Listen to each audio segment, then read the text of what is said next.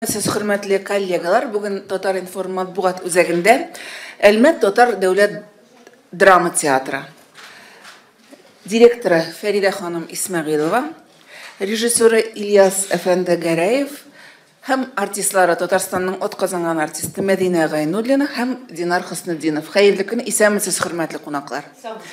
Матбугат конференциясе театрның Казандагы гастрольләренә багышлана һәм беренче сорау сезгә, Фәридә ханым. Сез Казанга Әлмәт театрының спектакльләре белән киләсез, чираттагы мәртәбә бу юлы Казан тамашачысын гаҗәпләндерә алырбыз дип уйлыйсызмы?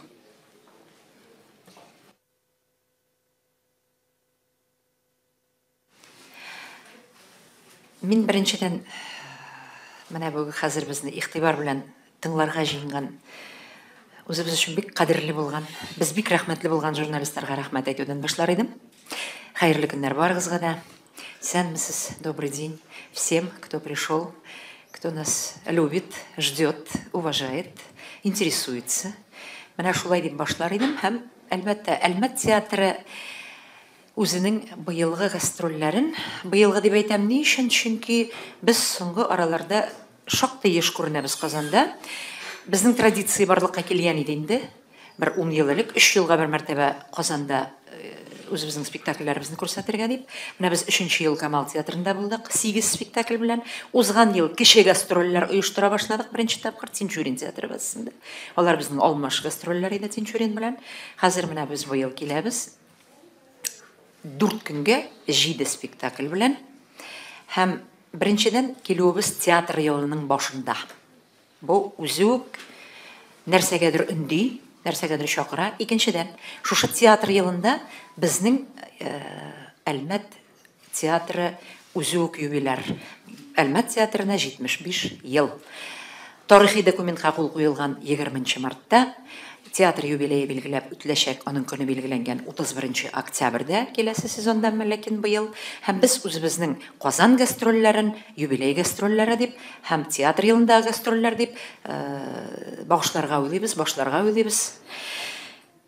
Нәрсә дип әйтим, гаҗәпләндерү. Театр ул кем ничек кабул итә? Театр ул һәр вакыт гаҗәпләндерә.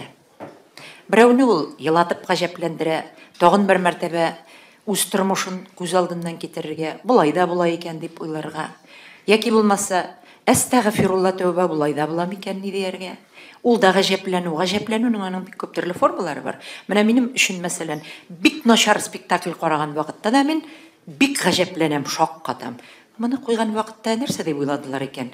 Ник кирәк булды икән бу, кемнәргә дип? Ул да гаҗәпләнү. Шуңа күрә инде, әгәр дә инде чын мәгънәсендә сезнең Алсу ханым бирелгән сорауыгызга туп-туры җавабын бирсәк, без үзебезнең гастроль репертуарын уйлап төзергә тырыштык, чөнки безнең иҗатыбызны күзәтеп барган, битараф булмаган кешеләр беләләр, Әлмәт театры ул бер төрлелек театры түгел, ул бер төрлелекне сөйми ул. Ул ниндидер күп төрлелеккә йөз тота.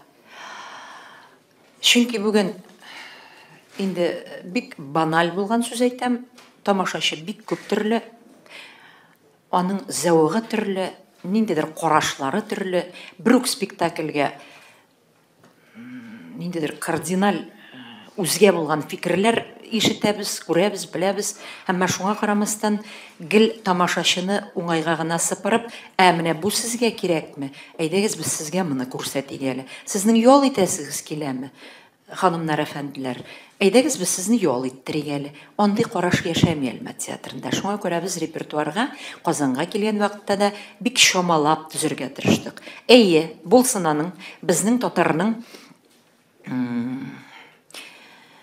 яраткан спектакльләре, менә ментальлеккә туры килә торган спектакльләре. Ниндидер үзеңнең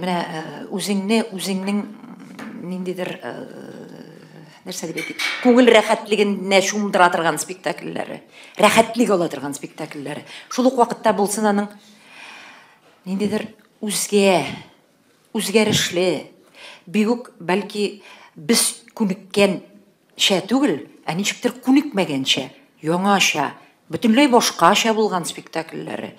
Бәлки ул спектакльләр ниндидер хәтта кабул итмәү дә мөмкин. Әмма ләкин без Қорықмасқа тырыштық әйтергә кирәк. Қорықмыйча эшләргә тырыштык бу репертуарны. Менә сезнең алдыгызда безнең репертуарыбыз. Без инде күчим микән ул сорауга нинди спектакльләр алып киләбез дип, күчмим микән, анысы башкага микән? Менә шулайрак. Күчсәгез дә була, режиссер да җавап бирсә була бу сорауга. Минем коллегаларга әйтәсе килә идегез, хәзердән үк әгәр дә сорауларыгыз бар икән, сорауларыгызны бирә башлагыз, чөнки журналистлар күп җыелды, безнең 1 сәгать кенә вакытыбыз бар. Әгәр сорауларыгыз бар икән, хәзер үк фикерләр булганда җаваплар сорауларыгызны бирсәгез була. Бармы сораулар? Әгәр сораулар бар, әйе, Рузилә, рәхмәт итегез. Фәрдә Багисовна, менә спектакльләрне карыйм, кайсыдыр спектакльгә ажиотаж булса, мин бер спектакльгә ажиотаж булыр дип чамалыйм. Аны тагын бер кат яңа 2 тапкыр кую мөмкинлеге бармы? Тагын повторный кую турында уйламадыгызмы? Ниндидер алдан. Рәхмәт, Рузилә ханым, аңладык сезне. Чыннан да ул спектакльгә инде билетлар сатылып килә, касса аркылы сатылып, без бит хәзер күзәтеп торабыз нәрсә бара. Юк, шул кызганычка каршы вакыт сыйдырмый. 4 көн, 7 спектакль. Без булай да көндезләрендә уйныйбыз, күрәсез. Бераз гына уңайсызрак та булыр кайбер тамашачыга. Кемдер эштә булыр, кемдер нәрсәдер, кемдер йөргә өйрәнмәгәндер көндез, андый әйберләр дә бар. Без әгәр дә вакыт сыйдыра торган булса, тагын бер спектакльбезне керткән булыр идек. Ул да булса, әле яңа чыккан премьера спектакле. Без бит премьералар алып килергә тырышабыз күбрәк соңгы 2 елдагы. Ул Леди Газраил спектакле булыр иде. Стивен Кинг романы буенча Саймон Мур пьесасы ул куелды. Раушания Файзуллинның юбилеена багышлап әйтергә кирәк, безнең кайбер тамашачыларыбыз әлбәттә шул безнең тирәдәге, безне һәр вакыт күзәтә торган, карый торган тамашачылар шулай дип хәтта яздылар безнең. Бу сезнең репертуардагы иң яхшы әсәр диючеләргә хәтле барып җиттеләр. Хәтта Леди Газраилне карап. Менә алып килә алмадык аны. Шуңа күрә бу әсәрне әгәр дә карыйбыз инде. Ничек була? Без тагын бер мәртәбә аны килеп уйнап китүебез мөмкин, бәлки башка мәйданчыкта, башка мәйданда. Бу кайсы спектакль турында сүз бара инде, ажиотаж дигәндә? Кемне укыйлар бүген? Сез бер-берегезне аңладыгыз, без аңлап бетермәдек, шуңа күрә. Фәрдә Исмаиловна, Багисовна, кайсы спектакль дип уйлыйсыз? Карал, мин хәзер бит шөбһәләнә башладым бит мин. Мин бит. Юк, Зифа Кадырова дип уйлыйм. Чөнки тамашачы иң яратып йөри торган спектакль республикада, ул без аны уйныйбыз инде хәзер 2нче сезон. Ничек кенә булса да, иң беренче кассада шушы тамашага, шушы спектакльгә билет сатыла. Мин медиа материал дигәнем, аны тагын бер кат кую мөмкинлеге булмаячакмы? Сөендердегез. Менә сөендердегез, ичмасам, идеядан бераз куркыбрак торам. Дип уйладым. Мин тамашачы күзлегеннән карыйм бу очракта. Әйе, менә Ильяс әфәнде, әгәр дә бөтен спектакльләр турында сөйләп чыксагыз, һәм алар нинди принциптан сайланды Казан өчен? Да, конечно же. Конечно же. Просто, знаете, мы репертуар свой привозим, вот, продумали так. Конечно, много у нас хороших спектаклей. Вообще в репертуаре театра сегодня 35 спектаклей. Мы же пополняемся ежегодно за счет 7-8 премьер, потому что у нас город, опять-таки, хороший город, замечательный город Альметьевск, креативный город во всех смыслах. И хороший у него театр. Надо сказать, сам себя не похвалишь, кто тебя похвалит, это тоже есть. Но это так, полушутя, полусерьез. Но, знаете, много хороших спектаклей мы хотим показать казанскому зрителю.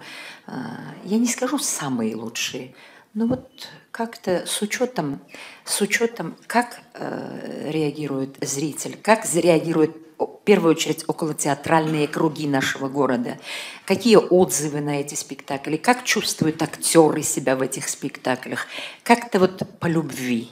Вот то, что мы очень любим наши спектакли, мы постарались вот их предложить, и думаю, что и малый зал Камаловского театра будет задействован на спектаклях, и, конечно, вечерние. 4 дня, 7 спектаклей. Это не так уж много, но и не так уж и мало. Я просто, знаете, о чем хочу сказать? Я, наверное, этот вопрос, наверное, не зададут.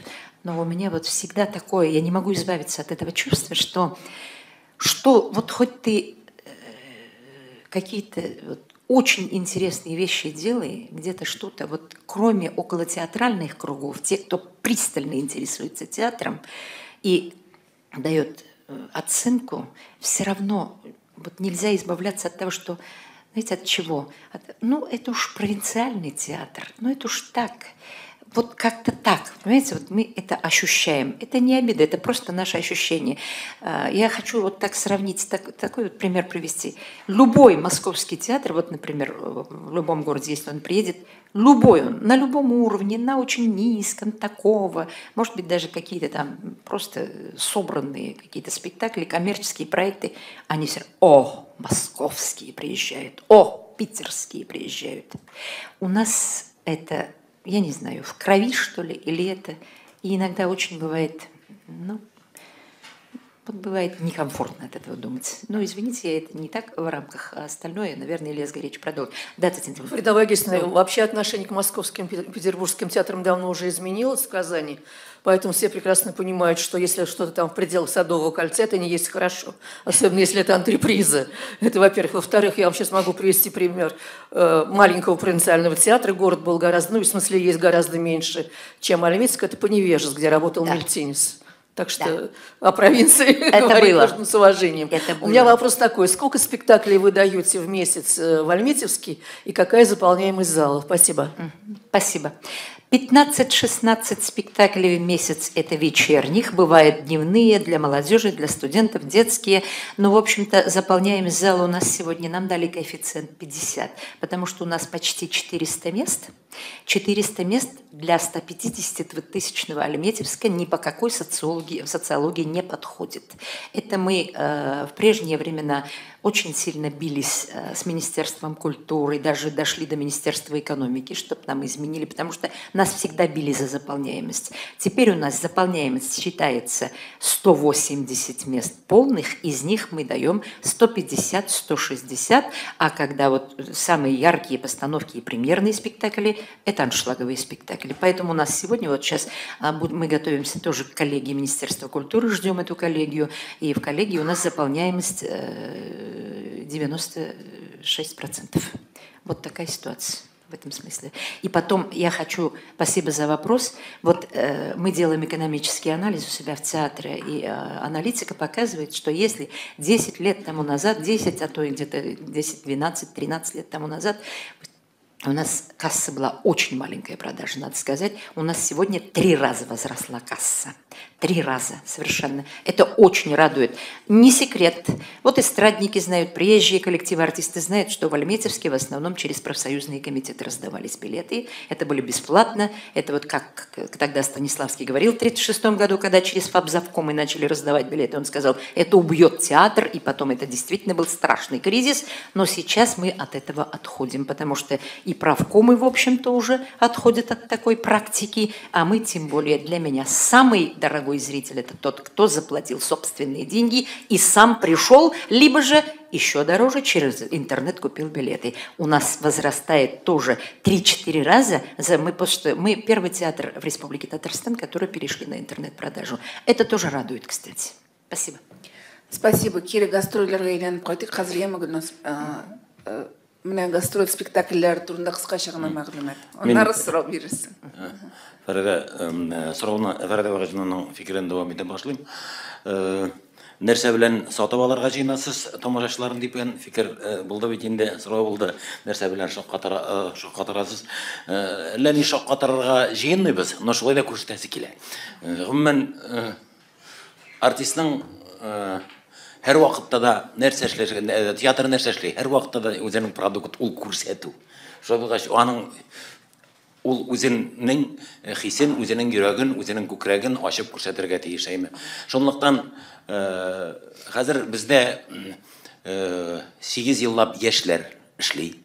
Соңгы килгән яшьләр 4 еллап эшлиләр. Ягъни мәсәлән, безнең артистларыбыз ниндидер артистлык профессиональ тәңгәлгә күтәрелделәр. Хәзер алар чын артист дип атап була. Алар таныштылар Әлмәт театры белән, аның стилистикасы, аның юнәлеше белән, шуларны кабул итеп, хәзер алар дәвам итәләр шушы Әлмәт театрының традицияларын. Менә без бу репертуарны җыйдык яшьләрне күрсәтү, театрыбызның яшьлеге. Шуның өчен башлыйбыз беренче спектакль безнең яшь йөрәкләр, Фәтхи Бурнаш, шулай булгач. Бездә чынлап Бу спектакльләребездә безнең олы поколение юк. Сирәк бирәк урта буыннарны күреп була. Гел бөтен бар спектакльләребездә безнең яшьләр уйныйлар. Яшь йөрәкләр, яшь йөрәкләр монда куймаган бу спектакльне куймаган театр юк безнең республикада. Һәм шулай ук бездә алындык. Без нәрсәсе белән аерылабыз? Бездә дә хыял яшьлекне күрсәтәсе килә. Шулай булгач үзебезнең татарлыкны күрсәтәсе килә. Бүгенге көндә яшьләр, татар яшьләре нинди хыял белән яшәргә тиешләр һәм башка менә шундый проблемалар күтәрелә әсәрдә. Шулай ук тырышабыз без тамашачыбыз белән бик якын булырга, тамашачылар белән сөйләшергә тырышабыз. Тамашачылар безнең белән бергә сәхнәдә утырачакбыз. Кемдер бер тамашачылар түгел театр белгечләре дә әйткән инде. Шул тиклем матур бу спектакльгез аерылып тора башка спектакльләрдән дип. Шулай булгач, кемдер әйтте, прелесть, яңа жанр әйтәбез сезгә, это прелесть ваша диләр по жанру. Ну, бу шаяруда дөрестлек бар. Критиклар әйткән, Әдилә Илгизовна Я бы сказала, что вот этот ваш спектакль «Яшьләр» это новый жанр. И мы спрашиваем, какой новый жанр? Он говорит, это спектакль «Прелесть». Я бы сидела бы на этом спектакле весь вечер. Рәхмәт итегез. Спектакльләр яшьләр өчен генә түгел, өлкәннәр өчен дә. Өлкәннәр бигрәк тә яратып карыйлар. Шулай ук яшьләребездә. Без алып килдек үзебездә нинди спектакльләребезне үзебез яратабыз. Һәм шулай ук безнең тамашачылар үзебезнең әлмәт тамашачы нинди спектакльләрне ярата. Шул ук әйберләрне алып килдек монда Казанга гастрольгә дә. Икенче әйбер инде безнең медиа материал бу турында, бу спектакль турында уже әйтелде инде. Күп сораулар, күп проблемалар тудыра. Бу спектакль турында безнең уже бу спектакль фестивальләрдә булды. Бик әйбәт фикерләр алдык. Безнең героинябыз иң яхшы фестивальнең артистка дип танылды Казакъстанда. Шулай булгач, без горурланабыз бу спектакль белән, Мәдинә без белән катнаша монда бер хатын-кыз һәм шулай ук безнең бар яшьләрдә. Күрсәтәбез. Теге спектакль нәрсә турында соң диләр әйме? Кемдер әйтә, по-моему, ирҗатларыгыз турында. Юк, хатын-кыз турында. Ниндидер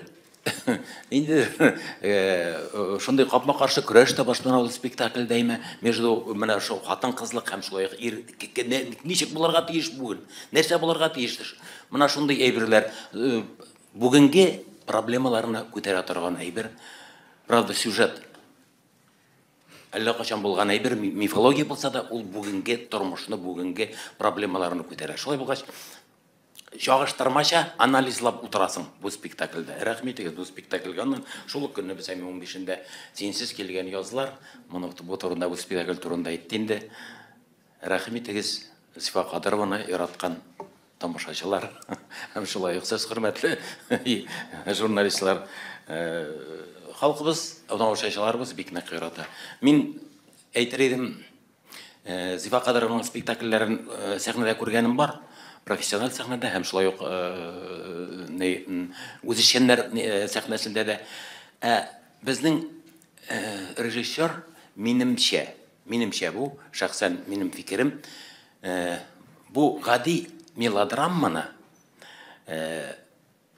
Лилия күтәрде икенче төрле тәңгәлгә. Философик тәңгәлгә күтәрде дисәм дөрес булыр. Шулай булгач, аны гади бытовой спектакль дип менә мин карамыйм. Һәм шулай минем иптәшләрем дә шул ук фикердәләр. Шулай булгач, теге дип кул селтәргә кирәкми, анда күп кенә уй фикерләр бар. Бүгенге ничек дип әйтергә инде, бүгенге продвинутый тамашачылар өчен дә. Рәхмәт итегез. Аннан инде без икенче көнне уйныйбыз. Шул көнне 15-ндә уйныйбыз бит инде без әйме. 16-сында гафу итегез. Тынлыкта гына урын бар. Моның турында язып та чыктылар инде, әйтәләр дә. Иң тыныч, иң әйбәт спектакльгез шушы түгелме диләр. Мин әйтәлмим, иң әйбәт. Барыбыз да бармак Тукай селтешесең дә ни, шулай булгач безнең өчен һәр спектаклебез кадерле. Шулай да бу спектаклебез аерылып тора күп спектакльләрдән. Бик аз сөйләшәбез, тынлыкта урын булгач. Бик күп фикерләшәбез. Аз сөйләшеп, күп фикер аласыгыз килсә, рәхим итегез бу спектаклебезгә. Ул бик яшьләр турында. Бүгенге көн турында. Тел турында. Яшәешебез турында. Оннан инде безнең хыял йорты бу яшьләр спектакле. Яшьләрнең яшәеше турында. Бүген көндә ничегрәк яшәргә мөмкиннәр. Ниндидер яшәешкә омтылыш та бирәдер ул. Бу спектакль аны бер тапкыр Казанга алып килеп күрсәткән идек үткән ел әйме. Аны бик тамашачы, Казан тамашачысы бигрәк нык яратты. Шуның өчен без кабатлап алып килергә булдык. Бу спектакльне бик яшь уйныйбыз. Безнең бар яшьләребездә уйный бу спектакльдә бездә 2 состав бар. 2 состав. Берсеннән берсе ярышып уйныйлар бу спектакльне. Иштән генә алар хыялланар. Безнеке иң әйбәт диләр әйме. Икенчеләре дә юк, безнеке әйбәт. Бу белые завистләр миндә артистлар арасында. Шулай да ярышып уйнаулары аларның безгә ошый. Без яратабыз бу спектакльне, рәхим итегез бу спектакльгә. Бирәк тә яшьләрне күрәсе килә, студентларны күрәсе килә диде бу спектакльдә. Әҗәлгә дару бар спектакле безнең шулай фестивальләрдә булды. Значит,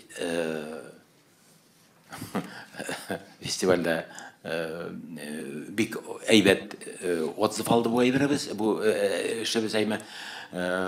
Бу, ну понятно, лекар булгач, лекар по неволе булгач әйме беләсен нәрсә турында. Это ни ул лжа врачлар турында, ул бүген көндә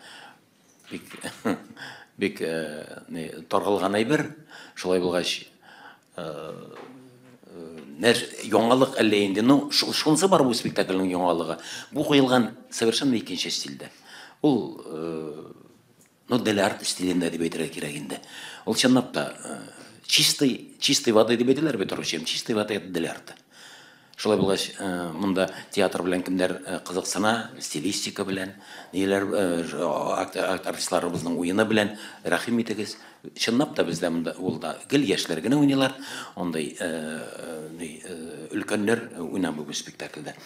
Аннан без алып килдек шулай ук 1001-нче кичә. Ничек булган ул 1001-нче кичәсе Шәһризада белән Шәһриярның. Моны безгә куйды Илгиз Зәйнев. Бу аның трактовкасы 1001-нче кичәдә нәрсә булырга мөмкин. Бу легендар әкиятләрдән әллә ни чыкмады, но шулай да бик матур. Монда яшьлек һәр вакытта да безнең театр төрле әйбер белән без спектакль генә куймыйбыз, куярга тырышмыйбыз. Яшьләр һәр вакытта да үзләрендә күрсәтәселәре килә. Труппада күп кенә артистларыбыз бар. Хәрәкәт итә белгән, музыка коралларында уйнаган һәм шулай ук җырларга омтылган. Шулай булгач талантларны төрле яклап күрсәтәбез килә тамашачыларга. Аларга бик ошый бу әйбер, бик матур итеп төзелгән бу безнең программа.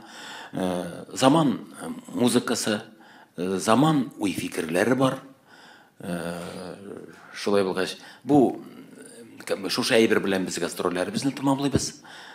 Рәхим итегез, кызык булачак. Без икенче тапкыр без аны күрсәттек инде, күрсәткән саен ул матурая, бу безнең тамашабыз. 1001 кичәбез, беренче кичәбез төгәлләнә. Шул бик төгәлләп алып килербез дигән фикердәбез. Һәм шулай ук без монда алып киләбез бит инде ни сөйләп чыктык. Әйтеп бетердегез. Әйтеп бетердемме? Әйтеп бетергән микән? 1001-нче кичә ул йомгаклау кичәсе була инде. Йомгаклау кичәсе була. Ильяс Гәрәч сезнең фикерен дәвам итеп, мин менә берничә сүзгә генә менә нинди спектакльләр. Без үзебезнең дустыбыз, да?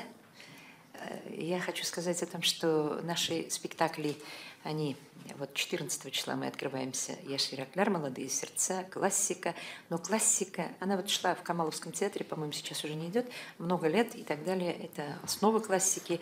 Кстати, вот этот спектакль, он у нас был поставлен уже неоднократно. 3 раза ведь, да, уже третий раз. Третья постановка, да, третья постановка. И вот вторую постановку я смотрела, когда Закия Туишева ставила. Кстати, вот мы недавно проводили в последний пусть нашу Закия Апа. Закия Туишева не дожила до 99 лет. Два дня. Мы ее похоронили перед Новым годом. И вот она очень любила этот спектакль, очень хорошо это было. Тоже это были лауреаты каких-то фестивалей. Там вот Рафик Тагиров играл Хайраддина, там играла Луиза Султанова с Арби. Ну и сейчас, вот скажем, Рафик уже играет как среднее поколение представитель и смотрит на нашу молодежь, как они играют.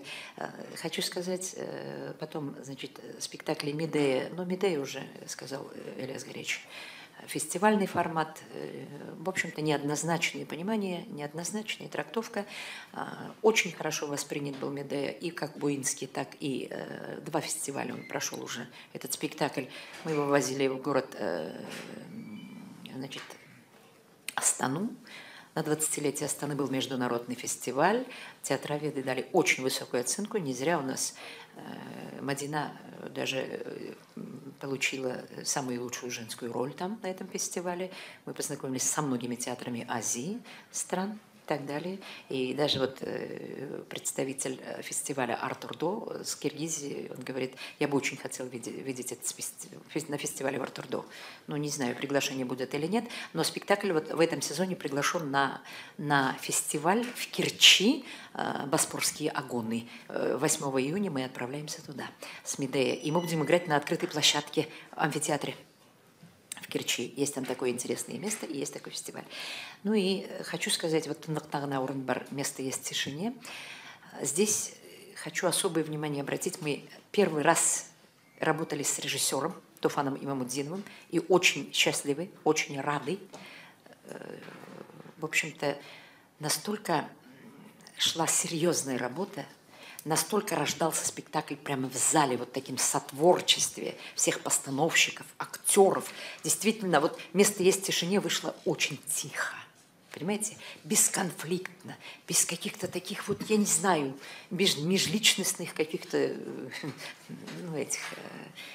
Вот как-то я даже удивилась. Самый спокойно вышедший спектакль, но он вышел так, как вот Розаля Ханым написала, спасибо большое Розале Мухаметовой, баш мен шартлатырлық спектакль шығарды деп жазды ол ана ең біріншілерден болып.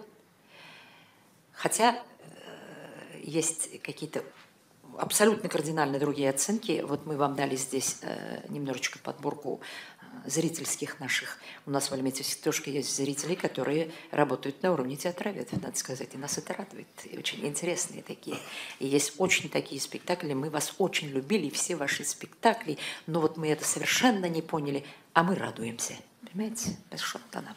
Но тогда, конечно, мы им говорим, пожалуйста, придите еще раз, если у вас есть желание и время для этого. Вот этот спектакль. И вообще мы сейчас работаем, оказывается,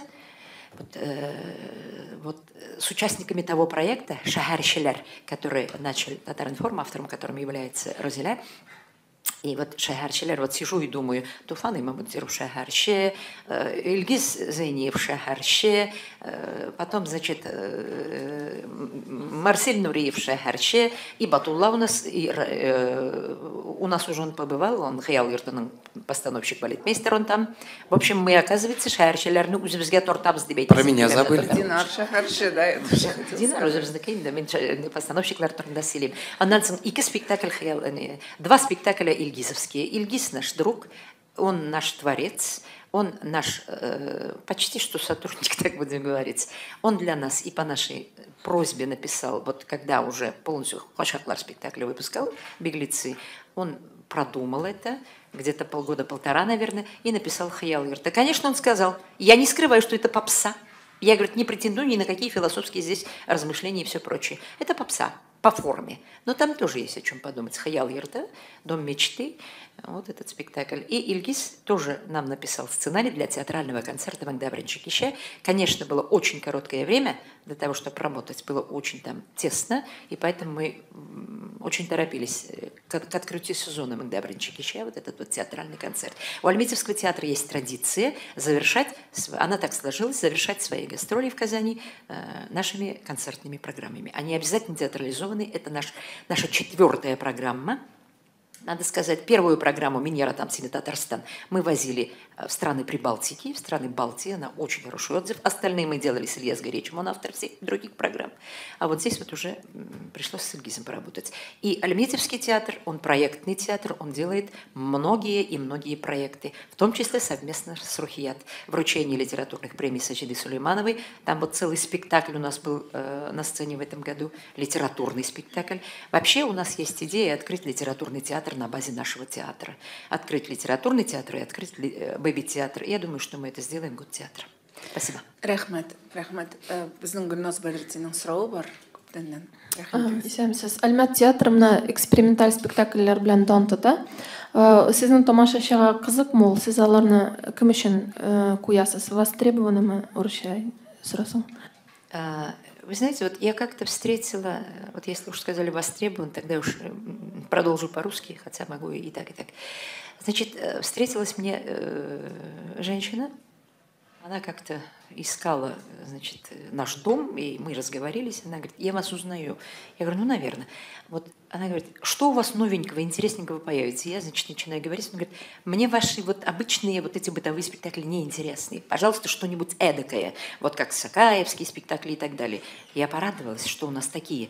Вы знаете, конечно, нет, чтобы сразу пришло бы прям вот такой наплывом 300 человек, чтобы просили бы, стояли билеты. Такого нет к этим спектаклям. Я буду говорить правду и только правду здесь. Но есть интерес у такой части, у образованной, вот, у городской, надо сказать, в основном. Мы, в общем-то, знаем их уже в лицо, этих людей. В этом году мы открывая новый сезон, итоги подводили прошлого сезона, а прошлый сезон назывался, значит, зрительский сезон, тамашачий сезон. И вот там уже эти люди у нас прошли нашу, значит, процедуру или церемонию чествования. Мы чествовали зрителей в этом году. И за то, что 15 раз этот один спектакль они смотрели, или там, скажем, на каждую премьеру они приходили, или они буквально каждый день у нас, или они прям вот встречаются уже по доброй воле с артистами по своей инициативе, фотографируются, разговаривают и так далее. Есть такой зритель. И вот для этого зрителя это интересно. Я не скажу, что интереса к таким спектаклям нет.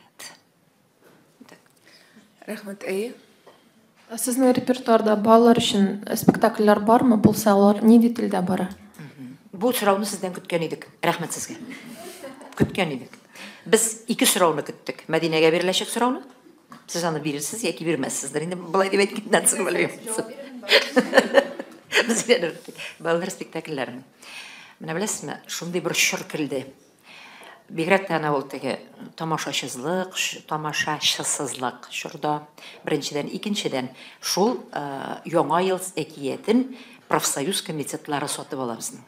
Ул заявкалар белән эшләнә. Шуңа күрә безгә куялар шундый ультиматум. Әгәр сез русча уйнасагыз гына, без сезгә киләбез. Менә шул вынужденная мера дип, без берничә шундый спектакль чыгардык. Аннан соң икенче ультиматум оздоровительные лагеря. Шул анда тагын Удмурт баласы да бар, анда бүтән милләт балалары да бар, алар ял итә, алар итәләр. Біз алабыз спектакльгә, әгәр сез русча уйнасагыз. Менә ул әлбәттә безнең татар йөрәгебезгә бу бердә рәхәт әйбер түгел. Мен менә вынужденно сөйлим, ачыктан-ачык сөйлим, как на духу я это говорю. Но беләсезме, хәзер менә бу каникулда уйнадык бит инде. Быелгы яңа елга чыгарылган спектакльне, русча уйналган спектакльне, безнең спектакльләрдә мондый хәзер була башлады. Без Шүрәлен шоуны менә быел алып килеп күрсәттек узган елда, гастрольләр вакытында. Без 2 телдә уйныйбыз ул спектакльне. Без аны абсолют татар телендә генә уйнаган чагыбыз бар. Тамашачыга карап, аудиторияга. Но абсолют рус телендә, мәсәлән, Шүрәленне уйнамыйбыз. Менә быелгы спектакльне без русча чыгардык. Ёлка из листвы дип атала ул. Әмма ләкин утренниклар вакытында, икенчесе яңа ел вакытында без инде анда татарчада сөйлибез, уеннарында татарчада уйнатабыз, татарчада җырлатабыз, әйлән-бәйләндә татарчада эшлибез, русчада. Шундый хәлгә барырга туры килгәнлектән. Әмма ләкин менә шундый хәл булды. Без 5 январь көнне үзебезнең Акбай спектаклен уйнадык. Ши татарча. Аны гүзәл Акбуш Ахманов куйган иде бездә. Күптән кин туды. Ул вакытта Туфан абый әле исән иде, без аны куяган башлаган вакытта. Һәм Акбай спектаклен без репертуардан бер кашанда төшермәдек, ул һәр вакыт уйналып тора. Бераз гына теге сирәгрәк уйный башлаган идек. Быел безнең махсус балалар өчен афишабыз бар. Шул афиша нигезендә беләсезме, күпме ата-ана баласы белән килде Акбай спектакленә. Мин җылап утырдым. Артистлар уйный, сагынып уйный, рәхәтләнеп уйный, яратып уйный. Кырымда утыра кичкенә балалар белән әтиәниләр. Балаларның колакларына наушник тыкканнар. Үзләре наушниксыз тыңларга маташалар. Бала әнисеннән сорый: "Что сказали? А что сказали? А что сказали они?" Но пластика, көйләр, шундый теге электронный музыка белән эшләнгән ул. Шундый ниләр, костюмнар, гомумән актерларның бер-берсенә мөнәсәбәтләре. Һәм Туфан абый фикере нигездәге менә теге шул кадәр теге телгә бүре теле турында. Менә шу шәйберләр бөтенсе яулап алдылар залны. Шундый бер атмосфера туды ки, шуннан соң без утырабыз да әйтәбез. Менә бүген килгәндә дә юлда сөйләшеп килдек артистлар белән. Артистлар хилафлык китермәсләр сүземә. Ул көнне үк чыктык да. Без менә дигән татарча кият башлыйбыз бу сезонда дип. Беләсезме шулай? Акбайны без һәр чак уйныйбыз һәм без балаларга татарча спектакль куябыз. Но мин әйтмим, без русча спектакльне бөтенләй төшереп калдырабыз дип әйтә алмыйм мин моны, чөнки без Әлмәт шартларында яшибез. Анда шәһәр руслашкан шәһәр ул, сез аны беләсез, ничә икән. Менә шул. Рәхмәт. Фәрдә багызны әзгә әйтеп куйын да, проектлар, значит, Татнефть белән проектларыбыз бар, шәһәр белән проектлар, администрация белән проектларыбыз бар, мәдәни мөхит дигән әйме, театраль җомга һәм башка күп чаралар, алар заказ бирәләр безгә. Русчада булсын, татарчада булсын. Менә без шулай троллейбусларда да без чыгыш ясыйбыз. Без бик активны эшлибез бит ул яктан. Ике телдә эшләргә туры килә. Шулай итеп сорыйлар бездән.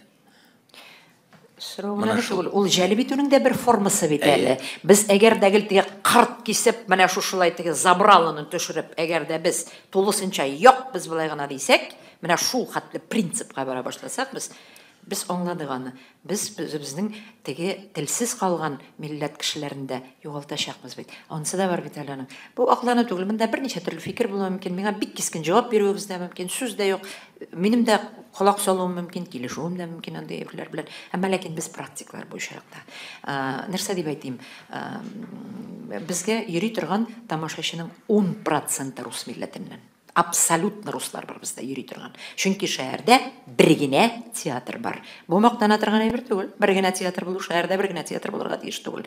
Менә мәсәлән безгә бит балалар театр ролендә үтәргә кирәк. Яшьләр театр ролендә үтәргә кирәк. Шул ук вакытта үзебезнең хөрмәтле апаларыбызны, абзыйларыбызны да чакырырга кирәк. Аларны да онтырга ярамый. Без әйтәбез дә кайчакта, мин менә матбугатта да күрәм андый фикерне. Без киләчәк буын тамашачысына эшләргә тиеш дип.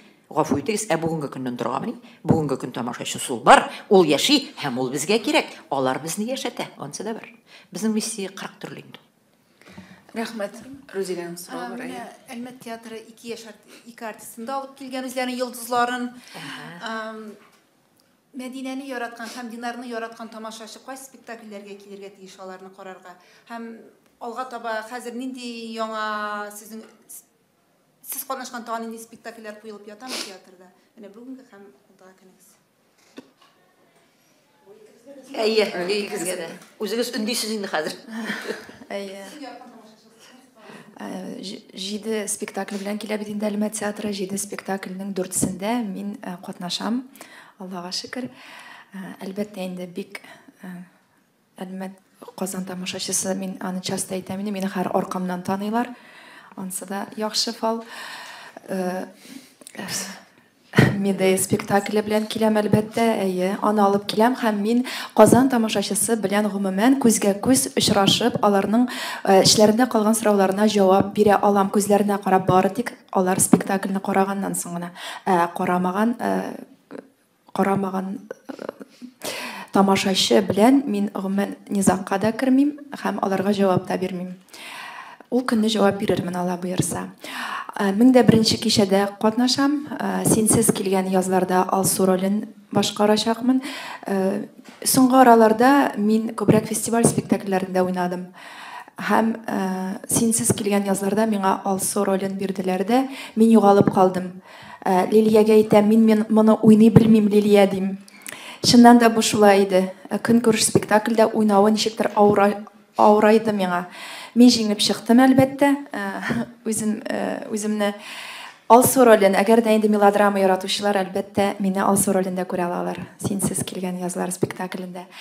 Мольерның Әҗәлгә дару бар диләрдә мин Жаклинны уйныйм. Бик яратып бетермәсәм дә бу рольне мин аны уйныйм. Ни өчен яратмыйсыз? Белмим, ул ничектер минем каршылыклы ул минем белән, үзем белән. Мин аның белән кычкырыша уйныйм сәхнәдә.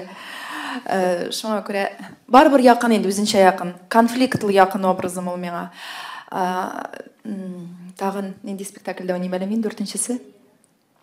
Да, Медея материал спектаклендә анысы инде якын яратам мин ул образны, каршылыклар тудырган өчен дә яратам. Бик авыр бирелде. Мин кибетне авыр дип уйлыйдырым. Медея спектаклен чыгарганнан соң мин аңладым. Медея минем хәзер театрда иң авыр рольләремнең берсе. Менә искә төшерәсем килә, ни өчен авыр? Казакстанда спектакль барды, аңа Фәрдә Багизовна үзе дә шаһид. Спектакль бетте. Мин 15 минут буе мине диванда калтыратты.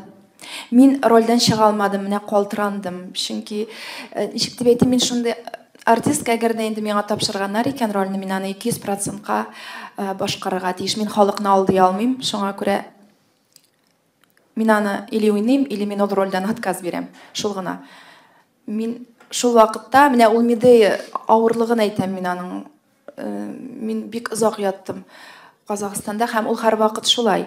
Мин магазинда да, Медея спектаклендә дә мин беркем белән дә сөйләшмим, әгәр дә ул көнне спектакль була икән, мин гримерканы биклим. Һәм шулай ук спектакль биткәч тә авыррак дип әйтәм инде. Менә шул, менә 4 спектакль дә күрә алалар мине. Динар. Сорауларыгыз булса. Мәдинә апа әйтеп китте, мин соңгы араларда фестиваль спектакльләрендә уйныйм ди. Мин киресенчә соңгы араларда фестиваль спектакльләрдә уйнамыйм. Ильяс Гәрәчнең сүзләрен искә төшереп, ул һәрбер теге спектакльне кыскача тасвирлаганда әйтеп китте. Яшьләр, һәрбер спектакльдә яшьләр. Мин уйлап утырам, яшьләр уйный шул безнең, мин әйтәм. Уже миндә бу картаю галәмәтен белмим.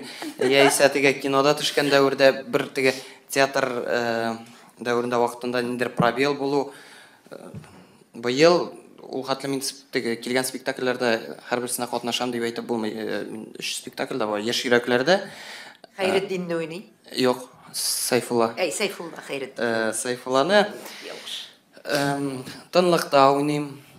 Тынлык спектаклендә һәм тагын Хыял йортын әйт. Юк. Икенче состав без теге елны уйнаган идек. Һәм Әҗәлгә дару бар диләр. Менә 3 спектакль һәм инде концерт. Концерт, ансы минеке инде. Концертның тоткасы. Хыял йортын сез Хыял йорты икенче состав. Динардан башканы уйнayacağız. Динар белән Җавап бирегез алайса. Бер сорау Динарга бар минем. Тынлыкта гына урын бар спектакльне, менә без тамашачылар ни өчен килергә тиеш? Килергә тиеш дигән әйбер, гомумән монда менә күп кенә мактыйлар һәрбер спектакльне. Минем андай теге агитка, мин шулай теге килергә тиеш, сез менә безнең һәрбер спектаклебез искиткеч, сез гаҗәпләнергә тиеш дигән әйбер юк, мин сезне ничектер кыстый алмыйм, килергә тиеш дип әйтә алмыйм. Аннары мине ачуланырсыз, менә килергә тиеш дидең. Чөнки минем карашым әлеге спектакльгә сезнең караш белән тәңгәл килергә бәлки килмәскә мөмкин. Аннары сез мине теге әйтерсез, менә Динар мактады, ышанмыйбыз киләсе ел килгәндә мактаганда. Һәрбер кешенең үз фикере. Менә мин үз фикеремне генә әлеге спектакльгә әйтә алам. Бәлки менә минем фикерем әгәр дә сезне кызыксындыра икән, димәк сез минем фикер белән килешәсезме, юкмы, менә шул нәтиҗәгә чыгыр өчен килергә тиеш дер дип ышанып калам. Фикерем бүгенге көндә бик актуаль. Менә әле шуны уйлап утырам. Нәрсә генә сөйләсәк тә, менә гомумән бу бинада бик актуаль сүзләр инде. Бу диварлар ул бит сүз, менә монда күпме сүз әйтелгән, күпме сүз ишетелгән, күпме ялган әйтелгән, күпме дөрес сүзләр яңгыраган. Гоман тормышта күпме сүз сөйлә. Нәрсә генә сөйләсәк тә, менә мин ничек кенә мактасам да әлеге спектакльне, тынлыкны, сез минем ул сүз булып кала. Аны сез карамыйча минем сүзгә генә ышанып барыбер бәя куя алмыйсыз. Аны кире. Һәм безнең тормышта күбәе бер кызганычка каршы сүзгә генә бәйләнеп кала. Бәлки менә бу бәлки түгел. Менә әлеге спектакль сүзнең, хәрәкәтләребезнең, гамәлләребезнең эшләгән мизгелләребезнең, гамәлләребезнең ничек дип әйтим, кадерен белергә, кадерен белергә агитка кебек соң инде ул. Чөнки соңгы гына түгел инде, гомумән сүзнең кадере бетте. Менә минем фикеремчә, бөтенләй бер вәгъдәгә әйләнеп кайтты. Әлеге спектакльдә менә шул проблема күтәрелгән. Менә шул проблемаларны сез безнең белән анализга, чтобы хотите, могу по-русски сказать, я вижу по глазам, что не понимаете. Если хотите с нами вместе как-то вот эти проблемы проанализировать, нужно, мне кажется, прийти, посмотреть спектакль «Тынлыкта бул тынлык». Шул, булай теге тиеш дигән әйбер. Аннары шундый әйбер бар бит әле, әйме кешенең менә һәрбер әйткән сүзе өчен, социаль челтәрләрдә язган сүзе өчен кеше җавап тотарга хаклы. Ул үзенең язган сүзләренә ул үзе хуҗа булырга тиеш. Минем иманым камил, алга таба барганда кеше комментарий калган өчендә миңа калса җавап тотачак. Миңа калса бу шулай булачактыр. Минем моның күңелем сизә. Хәзер әле без аңа шундый өстен генә карыйбыз, комментарийлар гына дип әйме. Югыйсә бит анда күпме статья, күпме белмим инде, ничек дип әйтергә моны. Алдагы көннәрдә җавап тотачак кешеләр. Шуңа күрә нәрсә сөйләгәннәрен, нәрсә әйткәннәрен белсеннәр иде дигәндә теләк бар әле миндә. Әле бүген генә Фәрдә Багизовага килгәндә, Казанга кергәндә шундый сорау туды күңелдә. Бу сорауны мин соңгы араларда үземә бирә башладым. Миннән сорыйлар: теге менә театрга килергә теләк белдерүчеләр нинди спектакльгә килдек ди. Барай. Менә бер сорау биргән идегез бит, исемегезне кызганычка каршы белмим. Нинди менә ул экспериментальный спектакльләр востребованныймы? Ул әйтеме ничек? Менә бәлки востребованный түгелдер. Китап уку менә бүгенге көндә востребованныймы? Ул бит менә мин чагыштыра алам. Кемдер глянцевый журнал актарырга ярата, рәсемнәр карарга, кемдер китап укырга ярата. Бу да шундыйрак менә. Кемдер килеп ял итәргә, күңел ачырга килә театрга, кемдер уйланырга, ниндер фикерләр тудырырга күңелендә. Шуңа күрә Аллага шөкер, репертуарыбыз бай. Бу килүдә дә төрле жанрда, төрле вкусларга димәсәң спектакльләр алып киләбез. Шуңа күрә һәрбер спектакльгә килсәгез дә без бик шат. Рәхмәт, әйе, Гөлназ. Он бер сорау, Уфага гастроль белән җыенмыйсызмы? Юк әлегә. Андый уебыз юк, тумады әле. Бәлки менә җитәкчелек алышынгач, бәлки ниндидер уйларга тырышу бар ул хакта. Ну әле төгәл генә ниндидер сүрәткә кермәде ул уебыз. Барырга кирәк, әлбәттә, Уфага. Әле карыйбыз. Фәрдә Багизовна, без һәр вакытта да Стәрлетамак шәһәре Башкортстанның театр белән безнең проект бар. Гость театр, кунак театры дигән әйме. Шулай булгач, рус театрлары белән бик дус яшибез без, чит өлкәләр. Туймазы театр белән алмашып яшибез. Без Башкортстанның үзенә керәбез, но Уфага гастроль оештырганыбыз юк әлегә. Рәхмәт, Раидның сорауы. Анда националистлар юк нормальный шәһәрдә. Микрофонга Раид.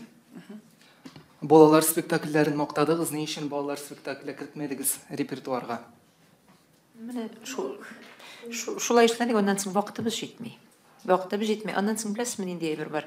Узган репертуарларга алып керә идек без. Мин менә мәсәлән, шул ук Акбай спектакленә менә берничә ел элек 8 гимназияны үттем Казанда. Ул 8 гимназияда минем шиләнгәннәрем шул балаларны оештырып алып килү өчен. Ул котышкыч галәмәт авырлык безнең өчен. Шуңа күрә безнең вакытыбыз юк ала йөрергә.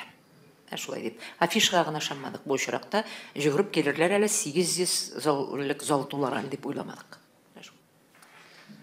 Рәхмәт, әгәр дә сорау бар икән, рәхим итегез, бераз вакыт бар бездә. Әлмәтләрне мин бу без менә Казаннар сезне бик көтеп алабыз. Без сезне бер качан да провинциаль театр дип кабул итмәбез инде күптән. Чөнки сез марка тотасыз, театр модасында беренче урыннарны алган театр дип мин сезне кабул итәм. Минем менә шундый сорау инде, мин киләчәк турында уйлана торган кеше менә бу балалар спектаклен күтәргәндәме. Вакыт килеп җитмәде микән менә безнең театр елы, Мәгариф министрлыгы белән бергә Мәдәният министрлыгын бер стелгә утыртып, ни өчен генә безнең нефтяной компаниялар һәм профсоюзлар заказчик булып эшләр, ни өчен Мәгариф министрлыгы хәзер госзаказ булып театрга заказ формировать итми. Чөнки без хәзер балаларны югалтабыз. Коррупциясы мәсьәләсе белән укытучылар хәзер спектакльгә акча җыя алмыйлар ата-аналардан һәм театрны тутыра алмыйлар. Анда транспорт расходлары бар. Ни өчен дә менә хәзер театр елы вакытында без Мәгариф министрлыгына менә театрлар җыелып бергә, тәнкыйтьчылар, педагоглар җыелып театр сәгатен кертмәскә мәктәпләргә, чөнки без бит үзебезнең тамашачыны хәзер югалтабыз.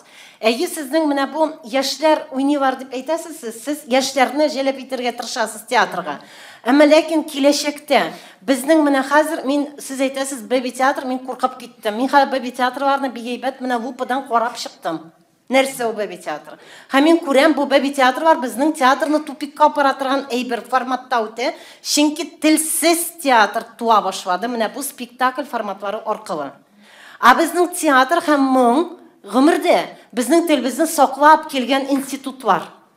Менә бу формат балалар өчен театр ул все-таки совет стандартына кире кайтып, Мәгариф министрлыгы заказ буенча төзи торган спектакльлар булырга тиеш түгелме? Менә сезнең фикерегез инде. Бик килешәм, Миләүшә ханым. Шул кадәрле килешәм сезнең белән. Ул заманнардагы андыйрак карашлар, әмма ләкин бөтенләй үзгәрде бит. Аңа без инде менә мәсәлән бер татар театрлар бергә җыелганда бу фикерне анда да кузгатырга кирәктер дип уйлыйм мин, сез дөрес әйтәсез. Но бәби театр мәсьәләсендә без булай уйладык инде. Әле ул эрләмәгән, сукмаган улым сиңа штанлык ди. Шуның сыман без инде хәзер нәрсә эшләргә уйлыйбыз бәби театрда. Біз русча да уйнайбыз, татарча да уйнайбыз бәби театрны. Мин әйтмим тел белән, анда бит аерым специфика, ул бит нулдән башлап баланың фәлән атналык баланы алып килеп, анда тагында үрмәләп йөри торган балаларны уйнатырга кирәк. 20 минутлык әйбер булырга тиеш. Бу бит инде Италиядән килгән мода безнең өчен дип әйтик. Әмма ләкин ул театрга, театрның ишеген кайсы яктан ачалар икән дип төртеп караган ул мамочканы дип әйтик. Шуның өчен кирәк ул безгә. Менә Снежность фестивале узды бездә һәр 8нче ел. Хәйрия фестивале ул теге Челябинский трубопрокатный завод оештыра торган фестиваль безнең Алмаз заводы белән. Әйбәт үтә ул. Анда теге театр Куклачева да килделәр, анда братьев Петимовых та, анда ниндидер Мәскәү театрлары, тагын ниндидер театрлар, билгеле театрлар, Уфа театрлары, Чиләбеләр барсы да булдылар. Балалар бик яратып йөриләр. Беренчедән анда бүләк бирәләр тамашачыга, бәләкәй тамашачыларга бүләк каралган анда. Шул бүләккә була да йөриләр һәм булай да кызыксыну бар ул әйбер белән. Мин шунда очратам. Менә без инде анда фойеда торабыз, ишек төбендә, чөнки анда аншлаг тулы, аның билетлары беткән була, бер гаҗәбәт, галәмәт әйбер инде ул театрга мөнәсәбәт. Мин шунда күрәм, бер 20% яшь әниләрнең балаларын алып килә торган. Где у вас зал? Где у вас туалет? А куда заходить дигән сорауларын мин аның беләсез ничә итеп, битәм буларны бит китерергә кирәк. Булар бит ничек итеп китерәсең соң? Ул үзе кич белә килмәячәк безнең спектакльләргә. Кич белә булган гына гөрәтә килмәячәк, ул безнең тамашачы түгел. Балалар аркылы китерергә кирәк аларны. Но телсезлек белән. Ну, яшь ярымлык баланы әле телгә өйрәтеп утырып булмастыр ул, бер яшьлек аның кайсының теле дә ачылмый бит. 2-5-7 яшьлек балаларны күрәм бу тамашачыны. Мин шуннан диагноз куя башладым. Куркыныч хәлгә китермәм икән бу формат. Юк, ул 5-7 яшьлек балалар өчен түгел бу театр. Ул только үрмәләп йөрүче әтисенең, әнисенең алдыннан яңа төшеп киләче балалар өчен. Әйе, ул зур уенчыклар белән, кайсы менә мин кайсын күрдем әле, краскалар белән ниндидер менә шундый форматта, кайсы уенчык белән, кайсы су белән мин кабул итмәдем, чөнки балап чыганы бетә. Менә без шул турыда хәр уйлыйбыз һәм без бик кичкенә балаларны гына беренче тамашачылар алар. Әле шундый нидә укыдым. Аның белән дә килешкә туры килә. Баланы 5 яшькә хәтле театрга китмәскә кирәк дигән. Чөнки менә утренникка киләләр, нигә киләләр? Алар я Кыш бабайдан курка, я тагын нәрсәдән, я маскадан курка, я нишли. Алар үземнең племянникның яшь ярымлык кызын алып барганнар әкият Курчак театрына. Бала стресс кичереп, кото алынып, көчкә алып кайтып, аны көчкә тынычландырып, менә шундый хәл булган. Яшь ярымлык бала курыккан Курчаклардан. Анда бер тоже булуы мөмкин бит. Шуңа күрә менә шундый хәлләр. Ләкин менә безнең бит хәзер балалар бакчаларына керә профессиональ булмаган актерлар. Ой. Алар гел спектакльлар куеп йөриләр. Вакыт килеп җитмәде микән безгә передвижной труппалар әзерләнергә, бәлки теге яшь составда, яшьләрдән энтузиазм булган. Һәм менә моны дәүләт инде финансирование итеп детсадларга профессионаллык кертергә һәм алар аңны татар аңын тәрбияләй торган менә тел ача торган спектакль бар. Ны кертергә тиеш түгел микән дип мен шул турыда сезнең белән сөйләшәсем килә. Ул развивашка форматы ул бик күп бара. Уен белән ул. Әмма ләкин без бит хәзер аңны тәрбияләүне, телне тәрбияләүне югалта башладык һәм киләчәк тамашачы безнең театрга килер микән? Ул гел биюгә җыен теге эксперименталь формат рәсемнәргә нитеп яләнеп тел югалмый микән бу постановкалардан? Менә шул курку минем туа башлады, чөнки менә мин бу бер елда контент анализ ясый башладым бу спектакльләрне һәм минем бик бу курку туды, чөнки театрга килде телсез режиссерлар. Алар янында юк телле сценаристлар. Сценаристлар юк инде. Һәм әгәр дә җавап бирсәгез кыскача гына җавап, чөнки безнең вакытыбыз мин хәзер белмим генә ди алам. Менә бу сорау асылынып кала менә минем өчен. Һәм белмәсмен. Без йөрибез. Культурада җыйвасыздыр бит сез. Ни садикларга да йөрибез, мәктәпләргә дә йөрибез. Без бу якта тийтиге тормыйбыз. Но шулай дөп-дөрес әйтәсез. Ну, шул тиклем активный менә теләсә кайдан килгән самодеятельлек инде бригадалар әйме. Ток кукольный труппалар, то еще ниндер труппаларында бигрәк күп. Аларның кайбер соңдан ниләре әйтәләр. Аңламадык нәрсә турында икән дә һәм башка менә шундай әйберләр бар. Ну, тикшерү дигән әйбер юк бит инде хәзер. Без йөрибез. Тырышабыз. Безгә эшләтергә кирәк, үзебезнең милли аңны тәрбияләп торган театр формаларын кертергә кирәк балалар өчен. Аның өчен сезнең яшьләр бар, көчле бар, мини-группалар кебек инде зок вакыт алмый торган спектакльлар 20 минутлык. Сез дөрес әйтәсез. Әмма ләкин монда мәгариф министрлыгы һәм мәдәният министрлыгы бергә эшләргә тиеш. Монда финансирование дигән әйбер менә туры сезгә килеп төшәргә тиеш бу акча. Миләүшә ханым, рәхмәт, аңладык. Кызганычка каршы безгә бирелгән вакыт тәмам хәзер матбугат конференциясенә. Әмма менә театр өлкәсендә булган барлык проблемалар буенча безнең Татар информ яңа проект башларга тора. Аны Рузилә Мөхәммәтова эшләячәк. Түгәрәк өстәл форматында. Һәм менә шул вакытта без уртага куеп менә бу мәсьәләләрне сөйләшербез дип уйлыйм. Рәхмәт килүегез өчен, уңышлар сезгә. Сезгә бик зур рәхмәт барыгызга да. Барыбызга да уңышлар яңа елда.